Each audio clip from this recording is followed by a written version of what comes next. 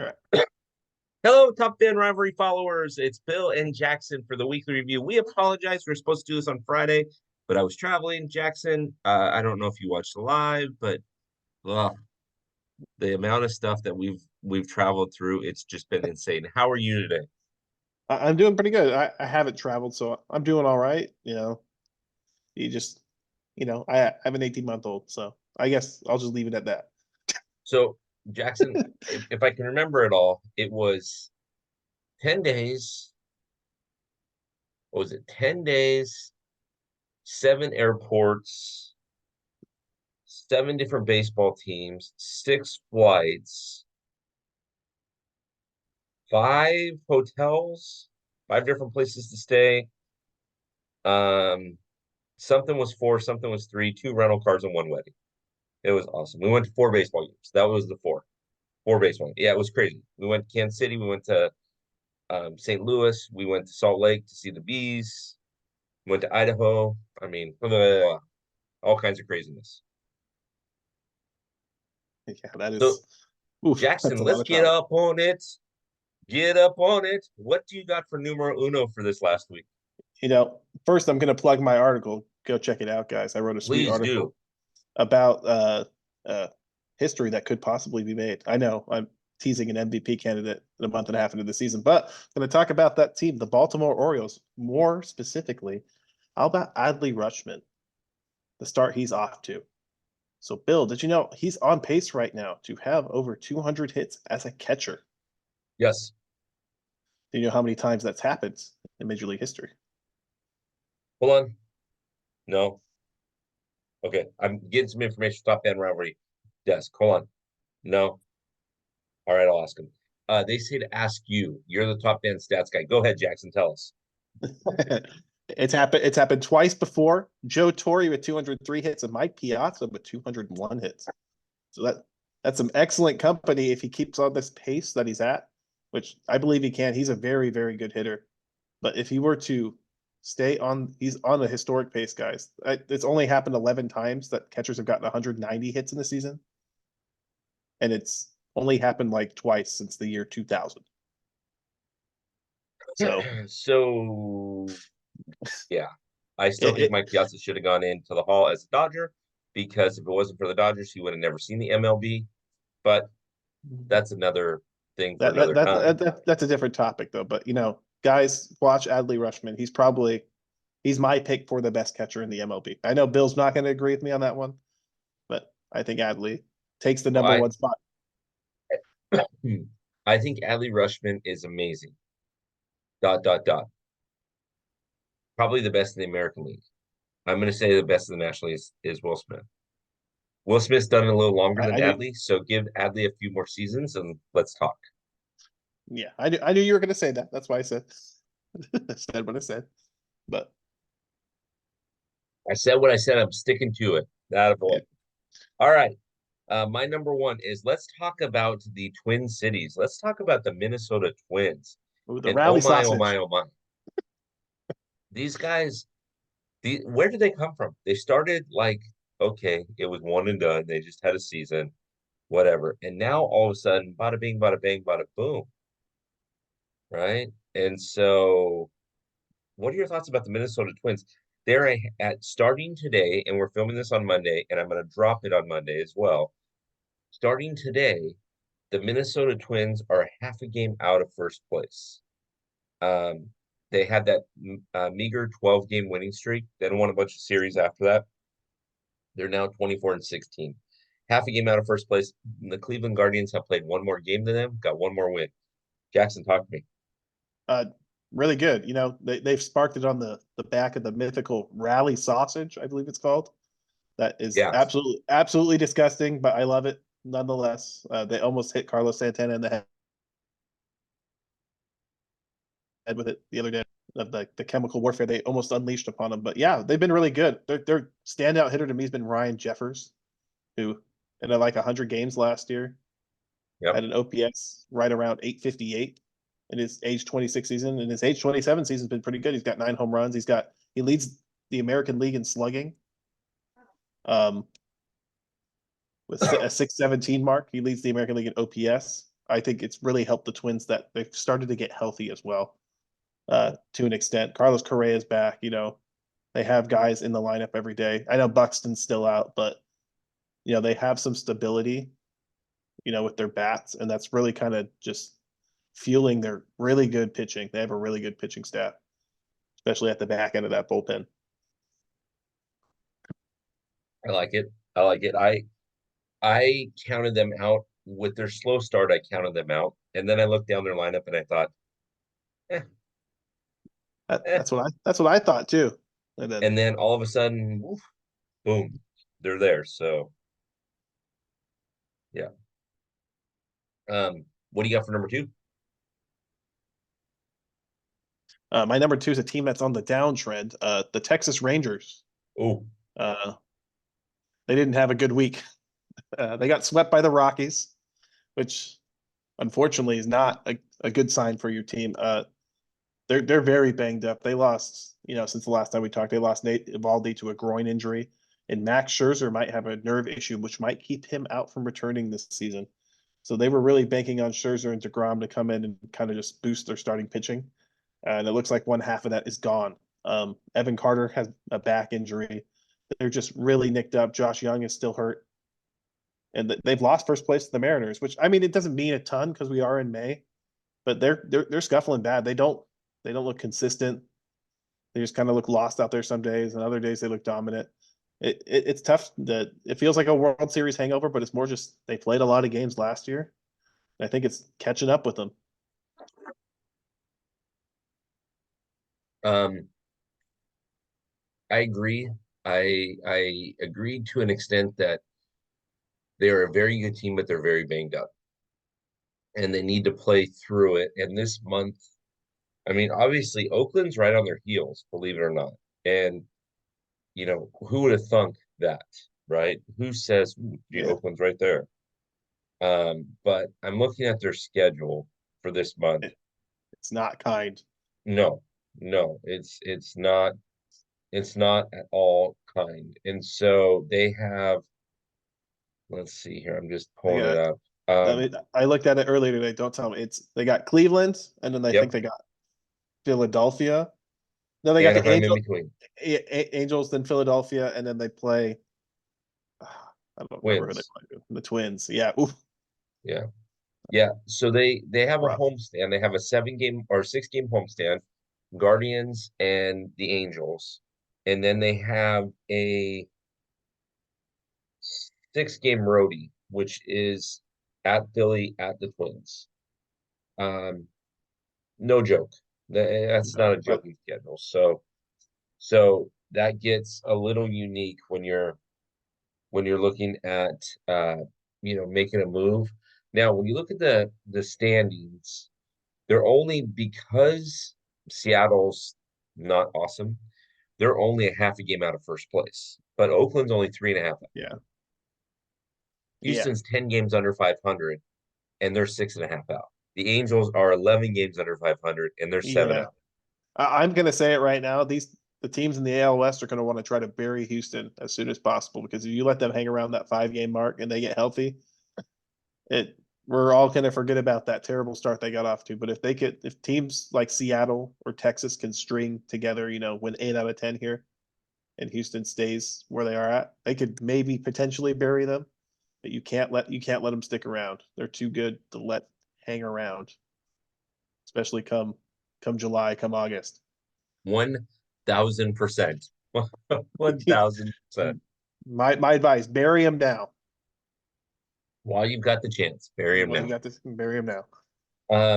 I am going to my second one is almost you're gonna think it's a personal vendetta, but it's not. Okay, let me justify it. Okay, I love all fans, even ooh, Giants fans. I love them all. Anyways, San Diego Padre fans, chill, relax, however you want to say it. Chill out, la chill, whatever you need, right? So the San Diego Padres take 2 out of 3 from the Dodgers this weekend. And you would think that they are the kings of the world. Congratulations, you won 2 out of 3 in the regular season.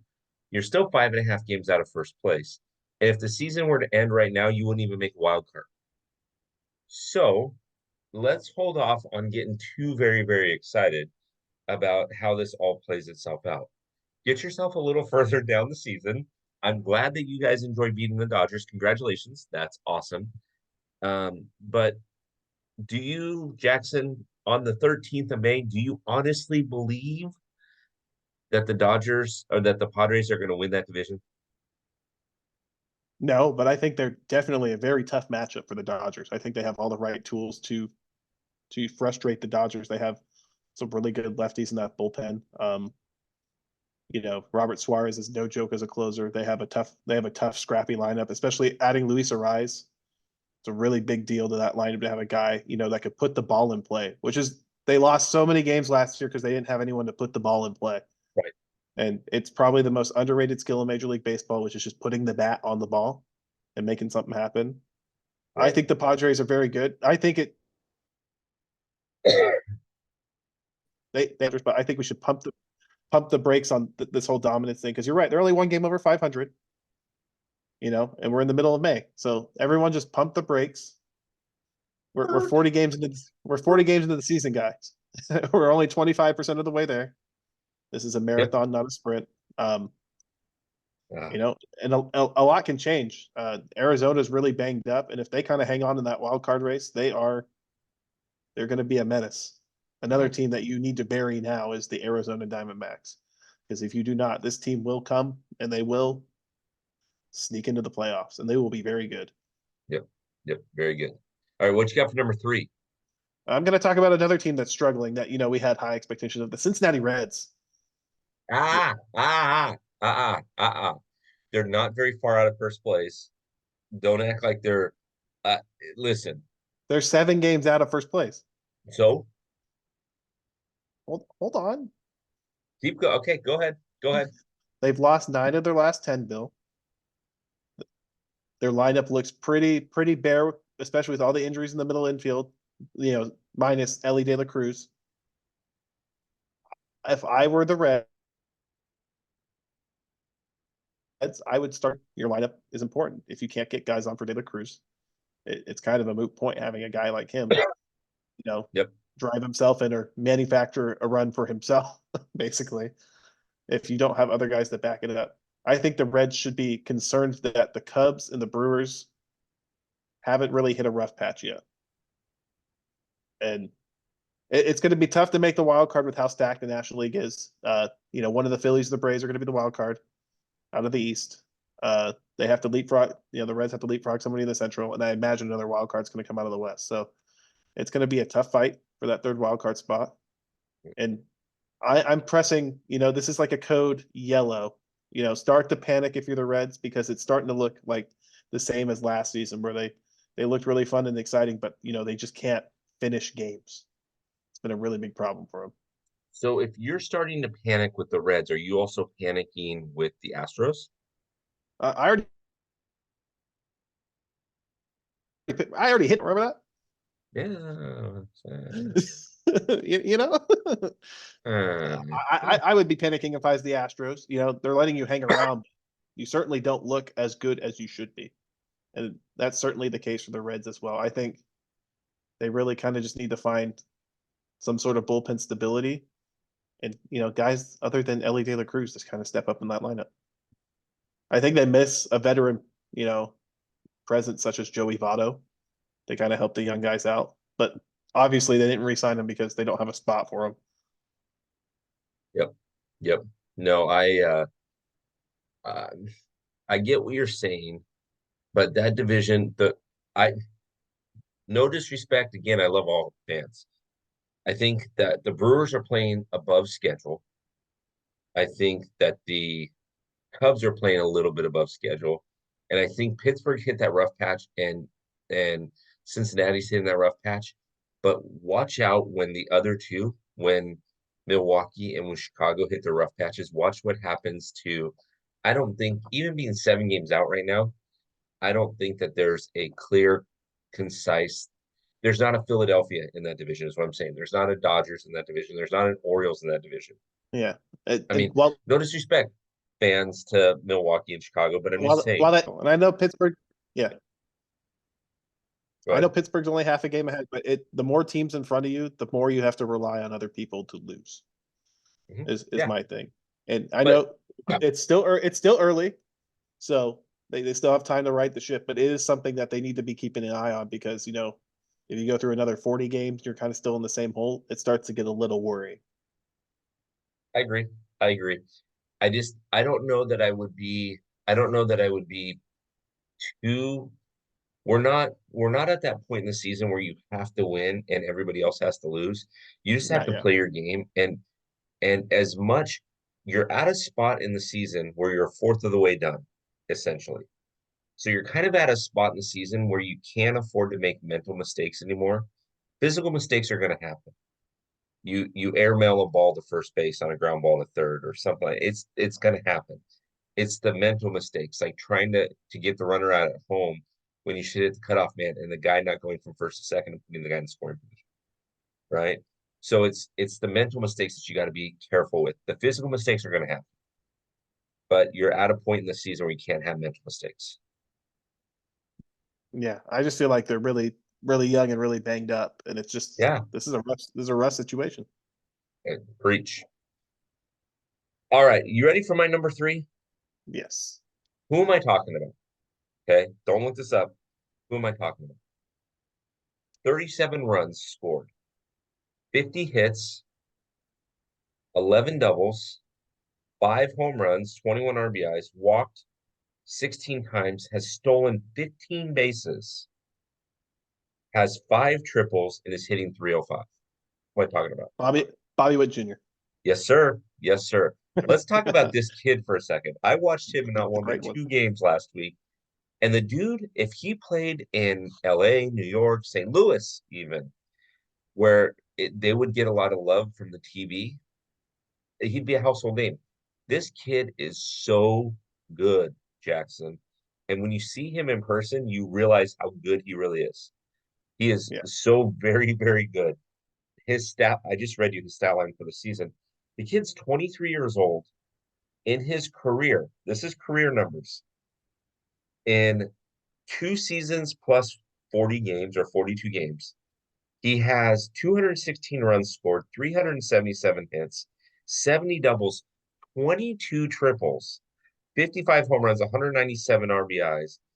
Um, he's stolen 94 bases in his career. He's 23. He's 23. His career batting average is 270. Jackson, it's way too early to call this, but let me ask you this question. Is this kid heading towards the Hall of Fame? Is he putting together a career that's headed towards the Hall of Fame? there are lots of really there's a lot of really exciting young talents in this game, especially at the shortstop position. Bobby Witt Jr., you got Ellie De La Cruz, you got Gunnar Henderson, but I think Bobby Witt Jr. has the best chance out of those three to make it to Cooperstown. The way he's just so consistent, the number of triples he has tells you he plays to his ballpark strength. That tells you how good of a hitter he is. Okay, so it's funny that you mentioned that because I agree. I understand what you're saying, but I'm going to disagree with one facet. So I'm watching him. The guy hits a gapper, right? And to right center field. He goes the opposite way, hits a gapper. Okay. This is an automatic double. The kid ran out of the box like his tail was on fire and turned it into a triple. Turned into a triple. And the guy in the outfield, it bounced off the wall. The guy in the outfield took a perfect angle towards it, picked it up cleanly, hit the cutoff man. The cutoff man threw a perfect strike to third base, and he was still dusting himself off by the time the ball got there because he ran out of the box. And you're right, he does play to his ballpark, but he had 11 triples last He's, season. He got 5 in 42 games. Could he potentially have 20 to yeah. 25 Well, triples this season? I mean, I think he could. That's what I mean. He Yeah. plays with the ballpark, though. If they're going to give you the gap, and you have that kind of back control to place it in the gap when you're that fast, it's free extra bases, and it's what frustrates me most about modern baseball that these outfielders shift, and you hit a bajillion line drives right at them. But, I feel like sometimes guys get a little pull happy, when the best course of action is just to place it in the gap. Like you said, easy double. And if you got the speed or the defense is lacking, it's a triple. It's free bases, basically. You just got to place it. Preach. Go. Hit the ball and run. And that's what he did. He stole a base when we were there. The kid is the full package. Again, he got paid, right? We all know about his contract. He got paid. He's going to be a Royal for life. Jackson, tell me that I'm wrong, but if he were on the Yankees, the Mets, the Dodgers, maybe even the Padres, maybe not the Angels right now, St. Louis, he'd be a household name. It would be the level of MLB would post about him multiple times a day, and I Yeah. feel like they post about him maybe once a week, and that it does not do this kid justice. He's a big reason why the Royals are in first place. Their pitching is the he is the motor. He is the man. He is the man in Kansas City. That's why he got the the $400 million or whatever. Because Yeah. he is the man. He's the guy. Yeah. I mean, they're half a game out of first place, and they got a plus minus differential, the biggest in their division. Plus minus plus 49 runs. I mean, okay. Okay. So anyways, I think he's worth mentioning. We Absolutely. really, I would love it if when you had some time to write an article, I'd love it if you'd write about some of the players that might get a little bit of extra love if they were playing in bigger markets or places where people pay attention. If he played for the Atlanta Braves, they'd be all over him. Oh yeah, I easy. mean, they'd be all over him. But Play. the fact that he's hiding in Kansas City, just yeah. I mean, he I played for Boston, New York, anybody. yeah. You would probably be sickened about how much they would talk about There's a lot of truth. him. There's a lot of truth to Just with that, the big Jackson. yeah, the big guys in the big market, you're like, oh, they're like, this is what he had for breakfast this morning. You're like, can you just shut up about the guy and just let him play Yeah, baseball? But exactly. I think that's what makes Bobby Witt kind of great in a sense that he just shows up and he plays baseball. He's good. He knows he's good, and he's going to help his team to win. And Kansas City, we talked about it before the season. They look like the real deal. They do. They do. And I watch them play and it's weird, Jackson. They're in every game. They're in every game. Even games that they're not supposed to be in. They're gonna have their shares of blowouts and things like that this season. Every team does, right? The Dodgers just got shut out by the Padres. Tell me anybody that thinks the Dodgers are gonna get shut out when they look at their lineup. Of course not. But it happens. And so yeah, I'm gonna go with yeah. Yeah. No, I agree So with you. anyways, honorable mentions. Honorable mentions. I think I was going to talk about the Royals in my honorable mentions, so I think you covered my honorable mention for today. Oh, I'm sorry, dude. No, you're okay. Honorable mentions are free game. So I guess my honorable mentions. I predicted Vinny Pasquantino to have a good year this year, and he's been great He in his has. return from injury. So He has. I don't want to say I told you so, but I told you so. Mhm. I um I think my honorable mentions are on the East Coast. I really do think that people need to pay attention to Philadelphia and the Yankees. Philadelphia is doing some sneaky, quietly good things. I know you're a Braves fan, but they're doing sneaky, quiet, good things, and it just yeah, it we'll see how that plays out. And now that They're Aaron doing Judge like good. is They're what's doing what that? good teams. They're doing what good teams do. Philadelphia. They beat up on the weaker teams, and you know, and like I said, it's May, and you said it too. Just focus on your game and play your game. And the people Braves fans drive me crazy that they're scoreboard watching, going, "Oh, I hope the Phillies lose today." I'm like, Ah, I hope the Phillies lose every day because I don't like the Phillies, but I'm not sitting there going, "Oh, I need the Phillies to lose today because we're 2 games out." It's May. Who so cares? here's the thing. In today's game, when you play all 29 other teams, this is really simple. This is really, really simple. Okay. You have to play 600 ball in your own division. You're going to play 13 games against the other 4 teams in your division. Okay. Super simple. That's what, 52 games? Yep. Is that right? Yeah, 52 games. So you got 52 games where you have to play 600 ball. Meaning you have to win what, 30 out of 52? 32 out of 52? Fine. Okay.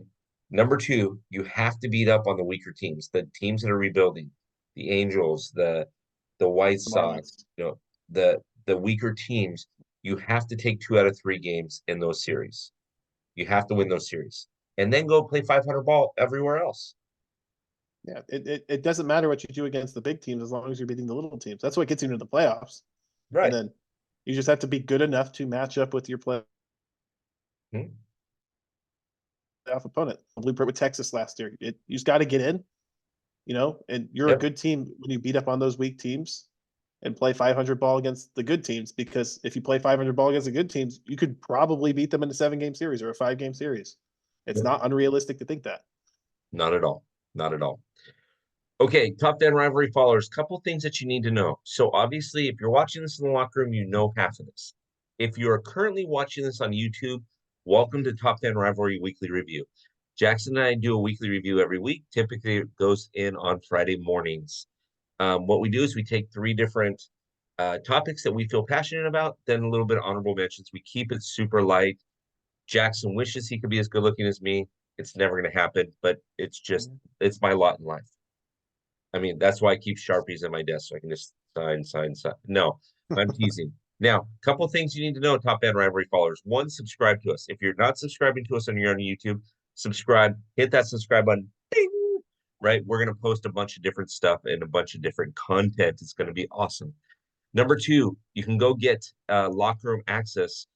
That locker room access, you get a 10% discount code or 10% off if you use the discount code what, Jackson? Use code Jackson. That is the Use code code for the Jackson. weekly review. or or the weekly review. I would use code Jackson. Now, here's what that does. Membership has its perks. Not only does it get you 10% off the locker room, there's 11 podcasts that go back there every week. There's 5 written articles that go back there every week. Jackson's one of our beat writers, so you get a chance to read the articles. All these things are phenomenal, but then it gets you discounts. It gets you discounts on merch. It gets you discounts on collectibles. It gets you discounts on tickets when we're going to go to a game. It gets you discounts on other things that we have out there. So even if you don't want the content, go get the locker room and use it for surely for the discounts. We got hats. We got new hats coming, Jackson. I got to show you the new hats. We got hats. We got shirts. We got all kinds of fun stuff. Dugout mugs. We got the hoodies. It just life goes on. So go get yourself your locker room access. Pay attention. We are only going to run these on the YouTube channel just a couple of times, and they're going back in the locker room. It's kind of like Disney. It goes back in the vault, and you won't see it again. And so Jackson doesn't know this, but Jackson, you and I are going to do a YouTube live here soon. Just you and I are going to do YouTube live, and we're going to have a lot of fun doing that. So, All Jackson, right. again, what is the code that they need to use to get a 10% discount? Because you don't want them to pay full price, do you? Or are No, you that guy that you want to pay full price? no, don't pay full price for anything. Use code Jackson. So what's the code? Jackson, And it's Jackson, all caps, right? all caps. Smash that caps lock like your life depends on it. Boom, smash caps lock. All right, Jackson, let's do it again next week. Thank All you, right. Top Fan Rivalry followers, for watching. Remember to subscribe to us on YouTube. Pay attention to what we're doing. A lot of amazing things are coming up, including a national commercial. So you'll be seeing us all over the place here soon. Jackson, have a good one. We'll talk soon. Talk to you later.